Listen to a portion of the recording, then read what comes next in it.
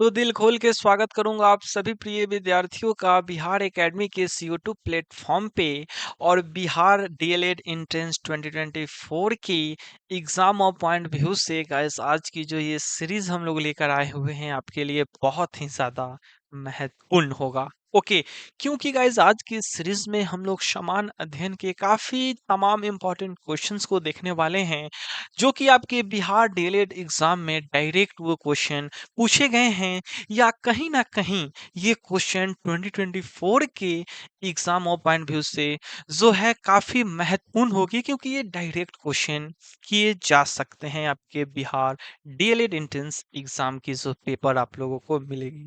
Okay, तो मेरे प्यारे साथियों, मेरे प्यारे दोस्तों, चलिए एक बार फटाफट आप लोग कंफर्म कर दो मेरी वॉइस आप सभी तक परफेक्ट तरह से जा रही है, स्क्रीन विजिबल है। क्योंकि गाइज आज की जो ये समान अध्ययन की सीरीज होगी हम लोग एक नई अंदाज में और एक नई ऊर्जा के साथ आज की सीरीज को हम लोग कंटिन्यू रखेंगे। ओके, चलो गाइज, तो यहाँ पे गाइज एक और छोटी सी इंफॉर्मेशन चाहूंगा सेशन शुरू करने से पहले। आज जो हमारी प्रैक्टिस सेशन यहाँ पे रहेगी जिसमें हम लोग काफी चीजों को तो जानेंगे ही, उसके साथ यदि आप लोग इस चैनल इस प्लेटफॉर्म पे नए हो तो इस प्लेटफॉर्म से भी आप लोगों को जुड़ जाना है, क्योंकि यहाँ पे बिहार डीएलएड से हर एक वो नोटिस, हर एक वो इंफॉर्मेशन, हर एक वो सब्जेक्ट की वीडियो आपको सबसे पहले देखने को मिलेगी और सभी तमाम जो क्वेश्चंस उसमें करवाए जाएंगे वो सभी जेन्युइन क्वेश्चंस देखने को मिलेगा। ओके, हाँ, तो चलिए गाइस, और साथ ही साथ यदि आप लोगों को हमारे टेलीग्राम चैनल से जुड़ना है तो वहां से भी आप लोगों को जुड़ सकते हैं, क्योंकि वहां पे गाइस आप लोगों को जो भी क्लासेस पीडीएफ होगा, जो भी नोट्स वगैरह होगा, हर एक चीज आपको वहां पे इजिली मिलेगा। डिस्क्रिप्शन बॉक्स में आपको मैं टेलीग्राम का लिंक भी प्रोवाइड कर दूंगा। ओके, तो चलिए गाइस, इस सीरीज को एक नई अंदाज में शुरू करते हैं। यदि इस प्लेटफॉर्म पे नए हो तो फटाफट लाइक शेयर कर दोगे और इस प्लेटफॉर्म से जुड़ जाओगे। चलिए, तो डीएलएड एंट्रेंस की इस सीरीज में बच्चों पहला क्वेश्चन आपके स्क्रीन पे शो होते हुए, चलिए तो मेरे सभी प्रियजन बताएंगे। काफी महत्वपूर्ण सवाल बच्चों, क्वेश्चन नंबर पहला है और इसमें आपसे पूछा जा रहा है कि सर लोकसभा के कार्यकाल की जो अवधि होती है, चलिए बहुत ही महत्वपूर्ण सवाल, चाहे वो कोई भी कॉम्पिटिटिव एग्जाम क्यों ना हो मेरे प्यारे दोस्तों, यहाँ पे ये जो क्वेश्चन है बहुत ही महत्वपूर्ण सवाल है। तो इसी प्रकार बिहार डीएलएड में बच्चों ये क्वेश्चन किया गया था कि बच्चों लोकसभा के जो कार्यकाल की जो अवधि होती है वो कितनी वर्ष की होती है, 5 वर्ष, 6 वर्ष, 4 वर्ष या कोई निश्चित सीमा नहीं है। तो मेरे प्यारे दोस्तों, मैं बताना चाहूंगा लोकसभा के जो कार्यकाल की जो अवधि होती है वो कितनी होती है, तो याद रखनी है आप लोगों को। ऑप्शन ए आपका करेक्ट हो जाता है, 5 वर्ष। ओके, हाँ, option A is the correct answer. अब देखिए यहाँ पे क्वेश्चन बच्चों किस प्रकार से पूछेगा, किस प्रकार से क्वेश्चन आपसे यहाँ पे जो भी पेपर आप लोगों को मिलेगी उसमें देखने को मिलेगा। हाँ जी, लेकिन उससे पहले यदि इस प्लेटफॉर्म पे नए हो तो सभी बिल्कुल फास्ट जुड़ जाएंगे। और ये जो क्लासेस हैं ये डेली आपको शाम के 6 हैं और हम लोग इस तैयारी को बच्चों जीरो से हीरो बनेंगे। हाँ, यानी जीरो लेवल से गाइस हम लोग शुरू करेंगे और हीरो तक चलेंगे और आपके एग्जाम के पहले तक आपकी जो भी सिलेबस है उसको बच्चों फ्री ऑफ कॉस्ट आपको इसी प्लेटफॉर्म पे देखने को भी मिलेगा। ओके, हर एक चीज जानेंगे। पहले आइए क्वेश्चन यहाँ पे देखिए किस प्रकार से गाइस पूछेगा। यदि आपसे पूछ दिया जाएगा, हाँ, लोकसभा की बात हुई है, तो बच्चों यदि आपसे क्वेश्चन कह दिया जाएगा कि सर लोकसभा में, हाँ, कुल सीटों की जो संख्याएं हैं वो कितनी हैं, चलिए बताना है यहाँ पे लोकसभा में। हाँ, गौर करोगे, काफी महत्वपूर्ण सवाल। यदि आपसे ये क्वेश्चन करे कि सर लोकसभा में, हाँ, लोकसभा में कुल सीटों की संख्याएं कितनी हैं, चलिए बताइए तो। कुल सीटों की संख्याएं, हाँ, कुल सीटों की जो संख्याएं हैं वो कितनी है, क्वेश्चन को आप लोग लिखोगे। हाँ, क्योंकि गाइस एक क्वेश्चन के साथ काफी सारे क्वेश्चन यहाँ पे छुपे हुए होते हैं जो कि बहुत ही महत्वपूर्ण होते हैं। ठीक है, चलिए तो बताइए यहाँ पे।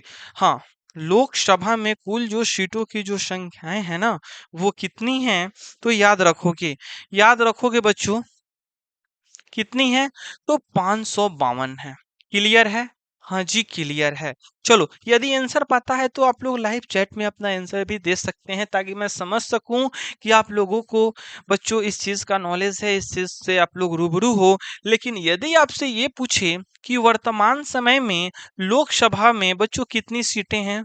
हाँ, वर्तमान समय में लोकसभा की जो सीटें हैं वो कितनी हैं? चलिए सभी लोग बिल्कुल फास्ट बताओ। एक क्वेश्चन में गाइस कितने सारे क्वेश्चन छुपे हुए हैं, हर एक चीज़ हम लोग जानेंगे। वर्तमान समय में जो लोकसभा में जो सीटों की जो संख्याएँ हैं वो कितनी हैं? हाँ, सीटों की जो संख्याएँ हैं वो कितनी हैं? तो मेरे प्यारे साथियों, मेरे प्यारे दोस्तों, याद रखोगे जो इसकी संख्याएँ हैं वो 545 है। स्पष्ट है? क्लियर है? हाँ जी, क्लियर है। लेकिन गौर करोगे, यदि ये पूछ दे कि लोकसभा का सदस्य बनने के लिए उम्मीदवार की न्यूनतम आयु कितनी होनी चाहिए? हाँ, यदि ये क्वेश्चन का जिक्र करें, तब आप लोग क्या बताओगे? लोकसभा का, हाँ, लोक के लिए उम्मीदवार की न्यूनतम आयु कितनी होनी चाहिए जी? ये बताइए आप लोग। तो लोकसभा का सदस्य की जो आयु होगी, हाँ, वो कितनी होनी चाहिए? बताओ। हाँ, तो याद रखोगे गाइस, इसकी सदस्य बनने के लिए जो उम्मीदवार की न्यूनतम आयु सीमा जो रखी गई है वो बच्चों कितनी रखी गई है? तो 25 वर्ष रखी गई है। स्पष्ट है? क्लियर है? अब देखिए, अब यहाँ पे देखिए, यदि क्वेश्चन यहाँ पे ये देखने को मिले कि लोकसभा के पहले महिला अध्यक्ष कौन थी? हाँ, देखिए लोकसभा हम लोग पढ़ रहे हैं ना, तो लोकसभा का जो क्वेश्चन है आप लोगों ने ये बता दिया कि इसका जो भी कार्यकाल होगा वो 5 वर्ष का होगा। उसमें हम लोगों को देखने को मिला सर, अधिकतम सीटों की संख्याएं लोकसभा में 552 है। उसके बाद यहाँ पे वर्तमान समय में लोकसभा में जो सीटों की जो संख्याएं है वो 545 है। उसके बाद यहाँ पे लोकसभा का सदस्य बनने के लिए उम्मीदवार की जो न्यूनतम आयु सीमा है वो 25 वर्ष है। लेकिन यदि क्वेश्चन ये कह दे, गौर करोगे, स्क्रीन पे गौर करेंगे आप सभी मेरे प्रिय विद्यार्थीगण। देखिए, यदि क्वेश्चन यहाँ पे ये करे, हाँ, यदि क्वेश्चन यहाँ पे ये करे कि लोकसभा की पहली महिला अध्यक्ष, हाँ, लोकसभा क्वेश्चन आप लोग लिखोगे बिल्कुल फास्ट। हाँ, और यदि इस प्लेटफॉर्म पे नए हो तो बच्चों आगाज करेंगे एक नई अंदाज में शाम को, डेली बच्चों 6 बजे, हाँ, यानी प्रतिदिन शाम के 6 बजे हमारी मुलाकात होगी इसी बिहार एकेडमी के इस यूट्यूब प्लेटफॉर्म पे। आप सभी को भी जुड़ना है शाम के 6 बजे। और बताओ कि लोकसभा की, हाँ, पहली महिला अध्यक्ष, हाँ, पहली महिला अध्यक्ष, इनका नाम आप लोग बताएंगे, महिला अध्यक्ष। चलो, कौन है? कौन है जी? बिल्कुल फास्ट बताइए सर, यहाँ पे लिख लीजिएगा।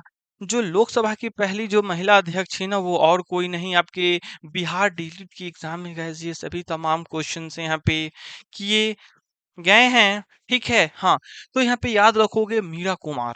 ओके, चलो लिख लीजिएगा, इन सभी तमाम क्वेश्चनों को लिख लीजिएगा। यानी एक क्वेश्चन में गाइस हम लोगों ने 4 क्वेश्चन को किया किया ना। हाँ, तो नंबरिंग पे फोकस नहीं करोगे, जो इंपॉर्टेंट पॉइंट होगा, जो उससे रिलेट क्वेश्चन होगा, हर एक चीज हम लोग जानेंगे। ओके, चलो नेक्स्ट क्वेश्चन की ओर हम लोग बढ़ते हैं। बिल्कुल फास्ट आप लोगों को लिखते हुए चलना है। और जो नेक्स्ट क्वेश्चन है उसमें ये कही जा रही है कि भारतीय राष्ट्रीय ध्वज के चक्र में कितने स्पोक्स यानी जो तिलियां हैं वो होती हैं?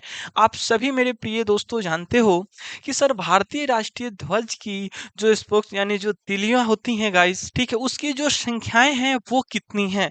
20, 22, 24, 42। चलो बिल्कुल फास्ट आप लोग इसका आंसर दो तो। क्या बता रहे हो? हाँ, यदि 20 बता रहे हो गलत है, 22 बता रहे हो गलत है, 42 बता रहे हो गलत है। यदि ऑप्शन सी को लॉक कर यदि ये कह दिए हो कि सर ऑप्शन सी को लॉक कर दीजिए, तो ये आंसर आपका 100% करेक्ट हो जाता है, परफेक्ट हो जाता है। बात आई है यहाँ पे राष्ट्रीय, यहाँ पे जो भी है ध्वज की। तो मेरे प्यारे साथियों, यदि आपसे राष्ट्रीय ध्वज से रिलेटेड मैं क्वेश्चन करूं, तो यदि ये पूछूं, हाँ, यदि ये पूछूं कि राष्ट्रीय ध्वज की लंबाई और चौड़ाई का जो अनुपात है वो कितना है, चलो बताओ तो। बहुत ही साधारण बच्चों, यानी जो इसका सिलेबस है ना ज्यादा टफ नहीं है। यदि अगर अब से भी आप लोग प्रिपरेशन करते हो तो आपके लिए बच्चों बहुत ज़्यादा बेनिफिशियल होगा। और हालांकि जैसा कि आप सभी को नोटिफिकेशन भी मिला है कि इसकी जो फॉर्म अप्लाइंग की जो डेट है वो शुरू हो गई है, लेकिन अभी भी स्पष्ट नहीं है, क्योंकि गाइस बोर्ड कुछ भी कर सकता है। हालांकि 10 तारीख को कहा गया है। अब देखिए क्या कुछ होता है, लेकिन ऑफिशियल वेबसाइट पे विजिट करने के बाद ही जो भी है वो नोटिस आपके तक जेन्युइन मिलेगी। ओके, हाँ, लेकिन देखिए अब 10 तारीख को क्या कुछ बोर्ड निर्णय लेता है, क्या अप्लाई की जो भी प्रक्रिया है वो शुरू करती है या नहीं करती है, अब तो हम लोग जानेंगे। लेकिन पहले हम लोग पे फोकस करेंगे बच्चों, क्वेश्चनों पे। जो भी सब्जेक्ट हम लोगों को पढ़नी है, जो भी टॉपिक पढ़नी है, हर एक चीज़ हम लोग जानेंगे, चाहे वो कभी भी एग्जाम क्यों ना ले ले। हम लोग एग्जाम देने के लिए तत्पर हैं, ठीक है। हाँ, लेकिन अच्छे तरीके से आप लोगों को पढ़ना होगा और बताना होगा कि सर राष्ट्रीय, ठीक है, हाँ, राष्ट्रीय ध्वज, राष्ट्रीय ध्वज की लंबाई और, हाँ, लंबाई और बच्चों चौड़ाई की जो अनुपात है वो कितनी है? हाँ, बताइए। चौड़ाई का अनुपात कितनी है? अनुपात कितनी है? चलो बिल्कुल कम पे यहाँ पे बताओ, बिल्कुल फास्ट यहाँ पे सभी लोग। हाँ, वेल डन मेरे दोस्तों, यदि बता रहे हो कि सर 3:2 है, तो ये आंसर आप लोगों का करेक्ट हो जाता है। ठीक है, अब देखिए, अब यदि यहाँ पे ये कहे, यदि ये कहे कि राष्ट्रीय गान को जो निर्धारित समय दिया गया, नहीं, राष्ट्रीय गान गाने के लिए जो निर्धारित समय यहाँ पे जो भी समय है, सीमा है, वो कितनी है जी? ये बताइए तो, ये बताइए, सभी लोग बताइए, बिल्कुल फास्ट बताइए सर। राष्ट्रीय, हाँ, राष्ट्रीय गान की, हाँ, राष्ट्रीय गान की निर्धारित, ठीक है, राष्ट्रीय गान की जो निर्धारित समय सीमा है वो कितनी है? चलो बिल्कुल फास्ट बता के आप लोग कंफर्म कर दो जी, बिल्कुल फास्ट। हाँ, तो मेरे प्यारे साथियों, यदि बता रहे हो सर 52 सेकंड का समय है, हाँ, तो ये आंसर आप लोगों का सही है, करेक्ट है। अगला क्वेश्चन देखोगे बच्चों, राष्ट्रीय गान, राष्ट्रीय गान हमारा कौन सा है बच्चों? यानी भारत का राष्ट्रीय गान कौन सा है? तो जन गण मन है। यदि आपसे ये क्वेश्चन कहे कि भारत के राष्ट्रीय गान जो जन गण मन है, ये किसके द्वारा लिखा गया, ये इसके कौन रचयिता है, तो आप लोग क्या बताओगे? हाँ, बताइए। हाँ, जन गण मन के रचयिता, जन गण मन के जो रचयिता हैं वो कौन है? इनका नाम बताइए, सभी लोग बताइए सर। ये हमारा राष्ट्रीय गान है और इसके जो रचयिता हैं वो कौन है? तो गुरुदेव रविंद्रनाथ टैगोर। लिखोगे अपने नोटबुक में, क्या लिखोगे? गुरुदेव रविंद्रनाथ टैगोर, रविंद्रनाथ टैगोर। ओके, हाँ, टैगोर। क्लियर है? हाँ जी, क्लियर है। चलो क्लियर है ना? चलिए तो लिख लीजिएगा, रविंद्रनाथ टैगोर, जन गण मन के रचयिता। ओके, क्लियर, स्पष्ट है। अब देखिए, अब यहाँ पे देखिए दोस्तों, यदि क्वेश्चन ये आपसे कहे कि भारत के राष्ट्रीय गान के बारे में आप लोगों ने बता दिया, परफेक्ट है, करेक्ट है, लेकिन यदि आपसे ये कहे कि भारत के राष्ट्रीय जो गीत है कौन सा है? वंदे मातरम है, वंदे मातरम है। अब इसके रचयिता कौन है गाइस? बताओ तो, वंदे मातरम के रचयिता, यदि क्वेश्चन यहाँ लिखूं, हाँ, वंदे मातरम, मातरम के जो रचयिता हैं वो कौन है गाइस? किसके द्वारा लिखा गया है? सभी लोग बताओगे? हाँ, सभी लोग बताइएगा यहाँ पे, तो बताइए जरा सा। चलो जो भी स्टूडेंट जुड़े हुए हैं बिल्कुल फास्ट यहाँ पे बताइए सर, क्या बात है? क्या बात है मेरे प्यारे साथियों, एक बार फटाफट सेशन को लाइक शेयर कर दोगे दोस्तों। यदि सेशन आप लोगों को अच्छा लग रही है तो हम लोग हर एक चीज जानेंगे, हर एक चीजों को पढ़ने का प्रयास करेंगे जो आपके बिहार डीएलएड के लिए इंपॉर्टेंट होगा, महत्वपूर्ण होगा। तो मेरे प्यारे दोस्तों, वंदे मातरम के जो रचयिता हैं वो बंकिम चंद्र चटर्जी जी हैं, ठीक है। तो इनका नाम आप लोग लिख लीजिएगा। ओके, कौन? तो वकीम, ठीक है, हाँ, वकीम चंद्र चटर्जी। क्लियर? Yes, clear. चलो, तो इन सभी तमाम क्वेश्चनों को आप लोग नोट करिएगा। मैं 5 सेकंड के लिए बोर्ड से हटता हूं, आप लोग बिल्कुल फास्ट इसको मेंशन कीजिए, बिल्कुल फास्ट मेंशन कीजिए मेरे प्यारे दोस्तों, मेरे प्यारे साथियों। क्या बात है, क्या बात है सर? चलिए बिल्कुल फास्ट यहाँ पे इसको नोट करेंगे और नेक्स्ट क्वेश्चन की ओर गाइस हम लोग बढ़ेंगे। ठीक है। हाँ, नंबरिंग भी नोट करते हुए चलोगे गाइस, ये वाला नंबर पे फोकस नहीं करोगे। आप लोग देख ही सकते हैं कि एक क्वेश्चन के साथ कितने सारे क्वेश्चन रिलेट होते हैं, कितने सारे क्वेश्चन आपसे पूछे जा सकते हैं, जो आपके बिहार डीएलएड एंट्रेंस के लिए काफी ज्यादा महत्वपूर्ण होगा। अब देखिए, अगला जो क्वेश्चन है, इसमें कही जा रही है कि संसद पर होने वाले खर्चों पर जो नियंत्रण होता है वो किसका होता है। आप लोग जानते हो बच्चों, संसद पर तो खर्च बहुत होती है ना। तो इस पे जो यहाँ पे इसके नियंत्रण जो भी करते हैं वो कौन करते हैं।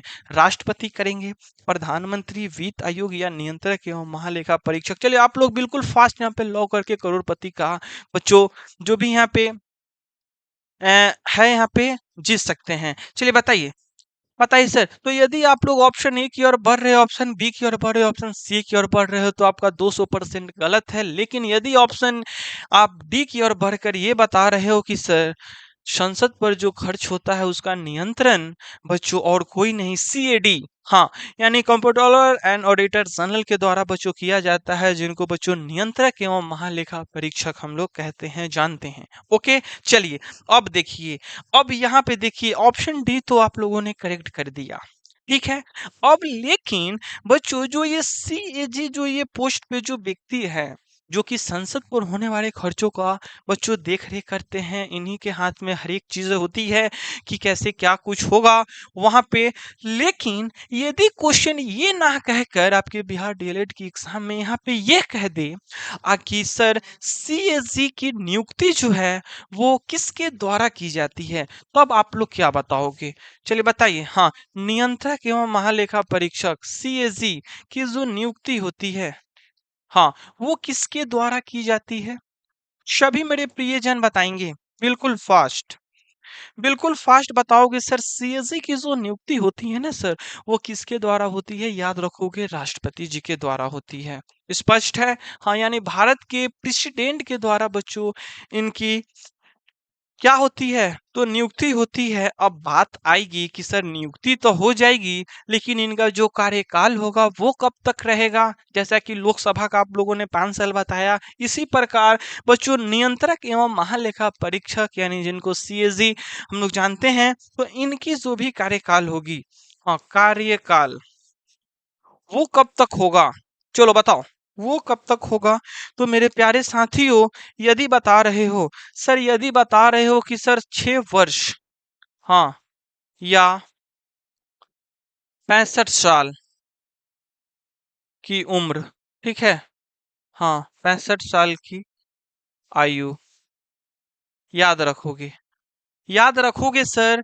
यदि वो व्यक्ति जो कि नियंत्रक एवं महालेखा परीक्षक होंगे, तो यदि बच्चों वो 6 साल तक कार्य कर लिए तो रिटायर्ड हो जाएंगे, या बच्चों उनकी उम्र जो है 65 साल यदि हो जाए, 65 वर्ष हो जाए, तभी उनको रिटायर्ड कर दिया जाएगा। इसके बाद वो उस पोस्ट पे एलिजिबल नहीं रहेंगे। इसीलिए बच्चों याद रखोगे, ये जो वर्ष आप लोग देख रहे हो 6 साल तक वो कार्य कर सकते हैं। यदि 3 साल ही काम किए, क्वेश्चन को समझोगे, महत्वपूर्ण है। यदि वो व्यक्ति 3 साल ही काम किए हैं, लेकिन उनका जो उम्र है वो 65 साल से एवब हो गया, तो उनको रिटायर्ड कर दिया जाएगा।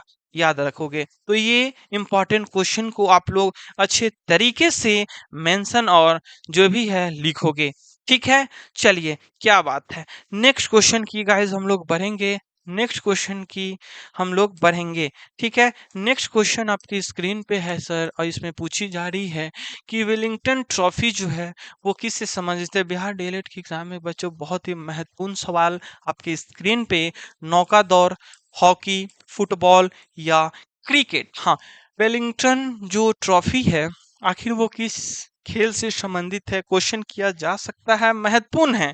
चलिए बताइए तो जरा सा, सभी लोग बताइए, बिल्कुल फास्ट बताओगे, वेल डन, क्या बात है। तो सर याद रखोगे, हॉकी जो दे रहे हो, फुटबॉल जो दे रहे हो, क्रिकेट दे रहे हो, गलत है। लेकिन यदि आप लोग ऑप्शन ए की ओर बढ़कर नौका दौड़ दे रहे हो, तो ये आंसर आप लोगों का सही है। और मेरे साथियों, मेरे दोस्तों, याद रखोगे सर, यदि आप लोगों को अच्छे तरीके से तैयारी करनी है, फ्री ऑफ कॉस्ट करनी है, हर एक वो सब्जेक्ट, हर एक वो टॉपिक जहां से क्वेश्चन बनता है आपके बिहार डीएलएड में, तो वो इजली आप लोग हमारे इस प्लेटफॉर्म से भी जुड़ सकते हैं। ठीक है, अब देखिए, अब इससे रिलेटेड क्वेश्चन यदि आपके एग्जाम में ये कह दे, ठीक है क्या, कि संतोष ट्रॉफी आखिर किस खेल से संबंधित है, तब आप लोग क्या बताओगे? बताइए तो सर, संतोष ट्रॉफी। हाँ, संतोष ट्रॉफी। हाँ, संतोष ट्रॉफी की यदि मैं बात करूं और ये जो है ये किस खेल से संबंधित है, तो मेरे प्यारे दोस्तों, यदि आप लोग बता रहे हो, यदि आप लोग बता रहे हो कि सर ये फुटबॉल से संबंधित है, तो आपका आंसर है वो करेक्ट हो जाएगा। ओके, हाँ चलिए, तो इस भी पॉइंट को आप लोग वन, यानी जो भी है नंबरिंग वाइज आप लोग क्वेश्चन को नोट करेंगे। ये वाले नंबरिंग पे फोकस नहीं करोगे। अभी तक मैंने 4 क्वेश्चन आप लोगों से बीच प्रस्तुत नहीं किया हूँ। कितने क्वेश्चन किया हूँ सर, आप लोग खुद काउंट करके बताओगे वीडियो के कमेंट बॉक्स में। ओके, चलिए अब देखिए, नेक्स्ट क्वेश्चन पे हम लोग आते हैं। ठीक है, वन बाय वन हम लोग जानेंगे गाइस। ठीक है, और जैसा कि आप लोगों को बताया, हम लोग प्रतिदिन शाम के 6 बजे मिलेंगे इसी यूट्यूब प्लेटफॉर्म पे, बिहार एकेडमी के प्लेटफॉर्म पे। और यदि आप लोग हमारे टेलीग्राम चैनल, हाँ, यदि क्लासेस पीडीएफ के लिए आप लोग जुड़ना चाहते हैं free of cost classes PDF के लिए, ठीक है, हाँ, क्लासेस पीडीएफ के लिए, तो आप हमारे टेलीग्राम चैनल बिहार एकेडमी से जुड़ जाएंगे। ठीक है, हाँ, Bihar academy, Bihar academy Telegram से आप लोगों को ज्वाइन हो जाना है। ओके माय डियर, हाँ, और अधिक जानकारी के लिए आप लोग इस नंबर पे भी कांटेक्ट कर सकते हैं। ठीक है, चलिए, तो अच्छी बात है सर। ठीक है, अब इसी के साथ ये जो क्वेश्चन है इसका आंसर आप लोग बताओगे। इसका आंसर सभी लोग बताइए। चलिए, इरेज इसको किया जाए, और यहाँ पे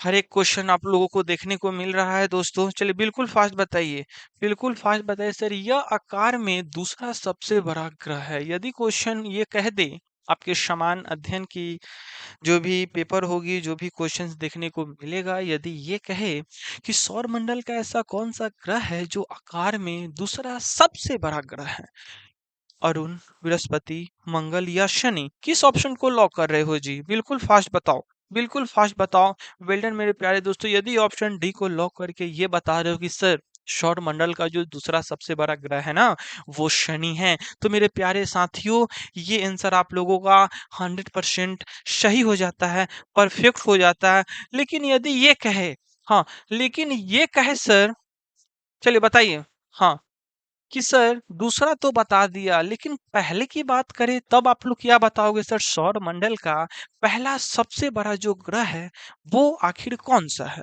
हाँ, पहला सबसे बड़ा ग्रह, सौर मंडल का पहला, हाँ, सौर मंडल का सबसे, चलिए बताइए, सौर मंडल का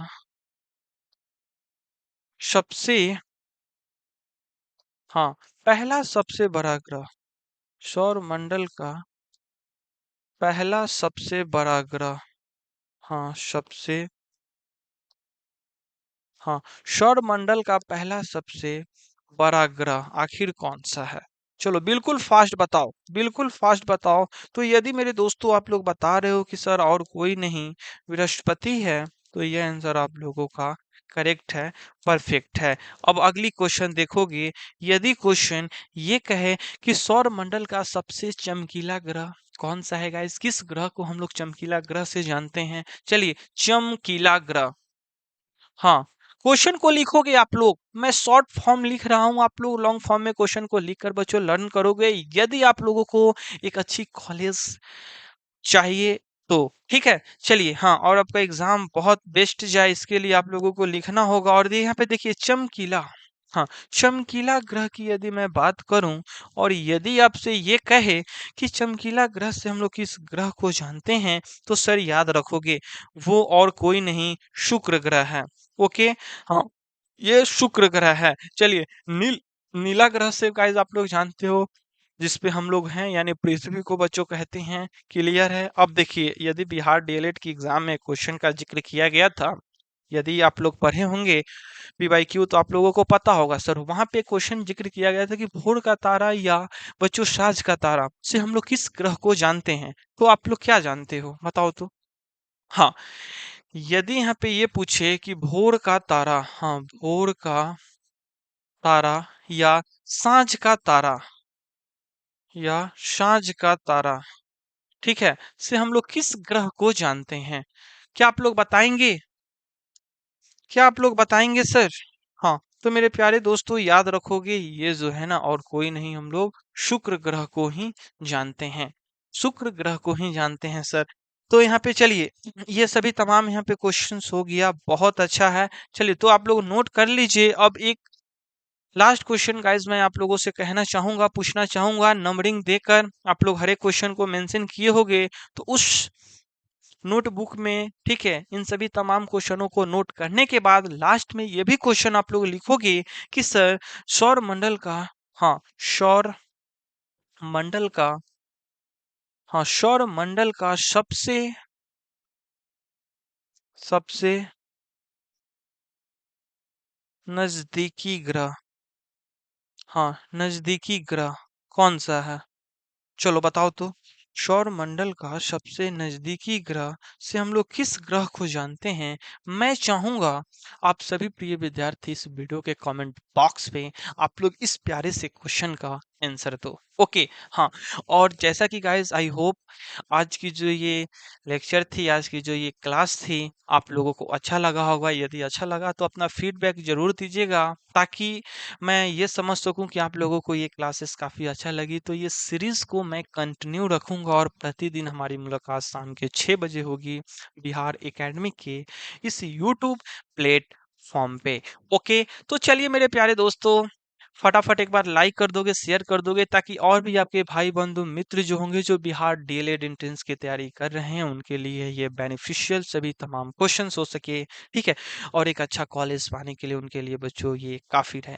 ठीक है, तो चलिए मिलेंगे नेक्स्ट सेशन में इसी प्रकार के सेशन के साथ। तब तक के लिए आप सभी लोग स्वस्थ रहो, इसी प्रकार हंसते रहो, हंसाते रहो, एंड वंदे मातरम।